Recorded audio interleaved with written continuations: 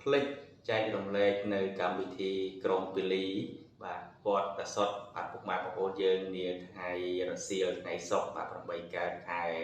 មករាឆ្នាំម្សាញ់បញ្ញាស័កពុទ្ធសករាជ2569ត្រូវនៅថ្ងៃទី28ខែវិច្ឆិកា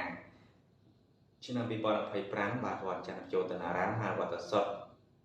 បាទប្រារព្ធពិធីក្រុងពាលីបញ្ចុះបឋមសិលាកសាងទីស្ថានសក្ការៈបាទបូជាប្រចាំវត្តបាទពុកម៉ែបងប្អូនយើងរវល់តែចែករំលែកនៅបាទកម្មវិធីបាទបុណ្យធម្មទេសនាមហាជាដកប្រវេសិណ្ឌរបាទចែករំលែកនៅបាទកម្មវិធីបុណ្យក្រុងពាលីនៅវត្តរាំងខ្វាវភ្លេចចែករំលែកនៅកម្មវិធីបាទកន្លងទៅបាទចែកជូនពុកម៉ែបងប្អូនយើងបាទពិធីក្រុងពាលីបាទសាងសង់នៅ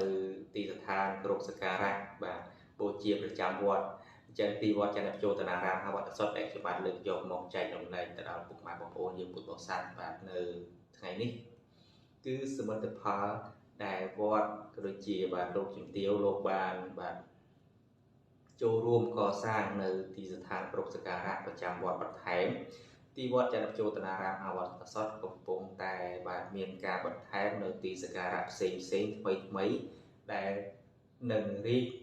ដុះដាលកើតឡើងនៅថ្ងៃខាងមុខជាបន្តផងដែរពុកម៉ែបងប្អូនយើងបាទអញ្ចឹងបាទទស្សនវិជ្ជាដែលខ្ញុំបាទផ្តិតយករួចហើយពុកម៉ែបងប្អូនយើងគ្រាន់តែមិនបានចែករំលែកជូនពុកម៉ែបងប្អូនតែប៉ុណ្ណឹងដោយសារប្រវល់អញ្ចឹងទៅគឺ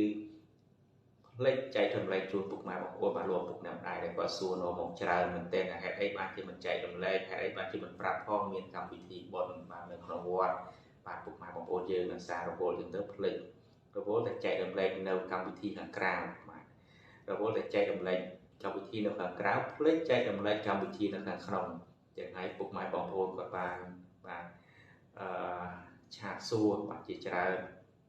ប៉ុន្តែមិនជាអ្វីទេពុកម៉ែបងប្អូនយើងក្នុងកម្មវិធីក្រុងពាលីនេះក៏មិនមែនជាកម្មវិធីធំអីដែរព្រោះតែកម្មវិធីតូចគឺប្រកដើម្បីបាទបញ្ចុះនៅបឋមសិលាបាទសាងសង់នៅបាទទីស្ថានគោរពសក្ការៈបូជាប្រចាំវត្តតែប៉ុណ្ណោះចឹងឲ្យពុកម៉ែបងប្អូនគឺគ្រាន់តែចាត់តូចតែប៉ុណ្ណោះដើម្បីបាទបំពេញកិច្ចបាទដើម្បីបំពេញកិច្ចក្នុងការសាងសង់បាទអញ្ចឹងគឺពុកម៉ែបងប្អូនវត្តចន្ទបជោតនារាមហើយវត្តសុទ្ធលោកឪពុកម្នាក់ម្ដាយបានទៅឃើញខ្លះហើយជាពិសេសពុកម៉ែបងប្អូនយើងដែលគាត់មិនបានទៅគាត់បានទស្សនាតាមរយៈការចែករំលែកបាទវីដេអូរបស់ខ្ញុំបាទកសលសារតែម្ដងគឺទស្សនវិជ្ជាពុកម៉ែបងប្អូនពីមួយថ្ងៃទៅមួយថ្ងៃបើសិនជាពុកម៉ែបងប្អូនទៅថ្ងៃនេះឃើញទស្សនវិជ្ជាបែបប្លែកមួយយ៉ាងរំលងមួយអាទិត្យពុកម៉ែបងប្អូនបាទទៅទស្សនាម្ដងទៀតនឹងប្លែកកាន់តែខ្លាំងឡើងអញ្ចឹងមានន័យថាទីវត្តមិនទាន់ចប់នោះទេការសាងសង់នៅសមិទ្ធផលថ្មីទីគោរពសក្ការៈទីស្ថានថ្មីនឹងកើតមានឡើងនៅថ្ងៃបាទជាបន្តផងដែរពុកម៉ែបងប្អូនយើងចឹងវត្តចន្ទជោតនារាមហើយវត្តសុទ្ធសង្ឃឹមថាធ្វើរួចបាទទីវត្តនឹងទទួលបាទពុទ្ធបរិស័ទដូចនាពេលបច្ចុប្បន្នចឹងទៅបាទដើម្បីឲ្យពុកម៉ែបងប្អូនយើងគាត់ទៅទស្សនាគាត់ទៅសិក្សាគាត់ទៅស្វែងយល់ជាពិសេសហ្នឹងគាត់ទៅបាទសិក្សាស្វែងយល់ហើយធ្វើបុណ្យពុកម៉ែបងប្អូនយើងបាទព្រោះខ្ញុំសង្កេតឃើញថាវត្តទី1ហើយក្នុងប្រទេសខ្មែរយើងដែលធ្វើមានការតាក់ទាញពីមហាពុទ្ធបរិស័ទគ្រប់ទិសទីតាមបណ្ដាខេត្តនានាទូទាំងប្រទេសនិងតាមបណ្ដាបាទប្រទេសនានាបាទទូទាំងបាទសកលផងដែរដែលគាត់បាទខ្មែរយើងនៅទីណាខ្មែរយើងតែងតែស្គាល់វត្តសុទ្ធនៅទីនោះចឹងមានន័យថានៅក្រៅប្រទេសគាត់ស្គាល់វត្តសុទ្ធគឺតាមរយៈការចែករំលែករបស់ខ្ញុំបាទការចែករំលែករបស់ពុកម៉ែបងប្អូនយើងបាទតែគាត់ចែករំលែកចេញទៅចឹងហើយគឺវត្តសុទ្ធល្បីហើយពុកម៉ែបងប្អូនយើងបាទមានឈ្មោះមានគេឈ្មោះល្បីហើយដោយសារបាទប្រវត្តិមានខ្ពស់បាទព្រះអង្គធម្មវរៈវិសេសចន្ទមនីបាទព្រះអង្គគ្រូសង្ឃាធិបតីបាទវត្តសុទ្ធបាទពុកម៉ែបងប្អូនយើងវត្តចន្ទជោតនារាមហើយវត្តសុទ្ធអញ្ចឹងព្រះអង្គគ្រូមានឈ្មោះបោះសម្លេងបាទប្របីរន្ទឺតាមរយៈពុទ្ធបរិស័ទគោរពស្រឡាញ់និងជ្រះថ្លាតាមរយៈការចែករំលែកនៅធម្មទាននិងធម្មទេសនា ជាពិសេសអវាទការផ្ដាំផ្ញើដូចជាការដាស់តឿនការរំលឹកនៅសតិសបញ្ញៈដូចជាសតិបញ្ញានៅពុទ្ធបរិស័ទខ្លះជាពិសេសបងប្អូនក្មេងកុមារីកុមារាសិស្សានុសិស្សដែលកំពុងតែលូតលាស់នាពេលបច្ចុប្បន្នឲ្យងាកមកបាទចូលវត្តឲ្យបានច្រើនបាទទីវត្តបណ្ដុំទៅដោយវប្បធម៌ប្រពៃណីនិងសាសនាចឹងការសិក្សាក្នុងវត្តសិក្សាមួយផ្នែកយើងចំណេញបានច្រើនមុខវិជ្ជាខ្លាំងណាស់ពុកម៉ែបងប្អូនយើងបាទគ្មានកន្លែងតាណាផ្ទុកវប្បធម៌ច្រើនជាងទីវត្តអារាមទេពុកម៉ែបងប្អូនយើងសូម្បីតែនៅសាលាសាកលវិទ្យាល័យក៏មិនផ្ទុកបាទវប្បធម៌ច្រើនជាងវត្តដែរទីវត្តគឺផ្ទុកបាទចំណេះដឹងឲ្យយើងច្រើនណាស់ជាពិសេសវប្បធម៌អក្សរសាស្ត្រអរិយធម៌បាទប្រពៃណីវប្បធម៌ច្រើនណាស់គឺផ្ទុកនៅទីវត្តចឹងហើយព្រះអង្គតែងតែអាចកើរំលឹកទៅដល់បាទកូនខ្មែរគ្រប់រូប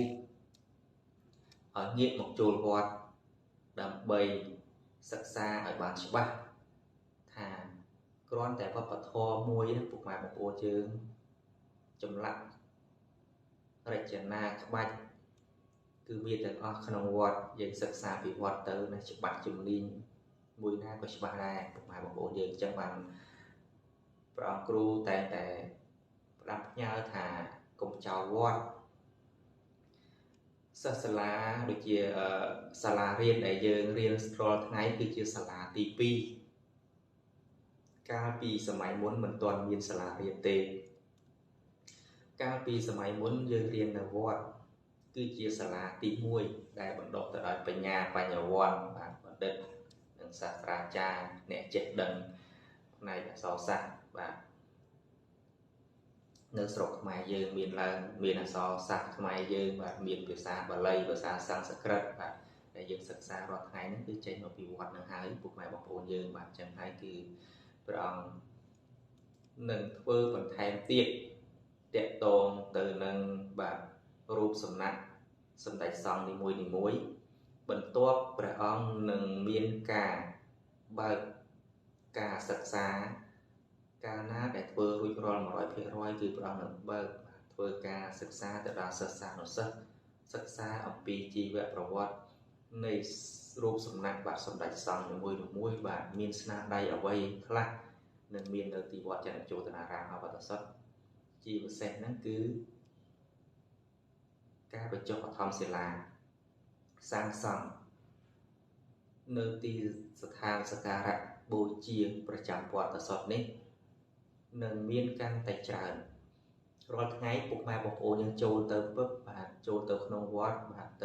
ចូលទៅក្នុងវិហារបាទយើងទៅបាទប្រគេនចង្ហាន់ព្រះសង្ឃបន្ទាប់មកគឺពុកម៉ែបងប្អូនយើងចូលទៅអាស្រមសួរដើម្បីបាទទៅសុំក្តីសុខនៃចម្រើនបាទបន្ទាប់មកគឺពុកម៉ែបងប្អូនយើងបាទទៅថ្វាយផ្កានៅឯកន្លែងព្រះអង្គធំបាទនៅចុងកោះ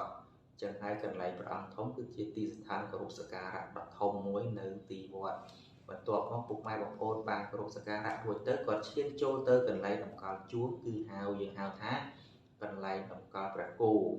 បាទតម្កល់ព្រះគោបន្ទាប់ពីតម្កល់ព្រះគោរួចហើយពុកម៉ែបងប្អូនយើងអាចឈានចូលទៅនឹងអាស្រមរបស់ព្រះអង្គដែលតម្កល់នៅព្រះបាទជាន់ទុកពុកម៉ែបងប្អូនយើងអញ្ចឹងគឺ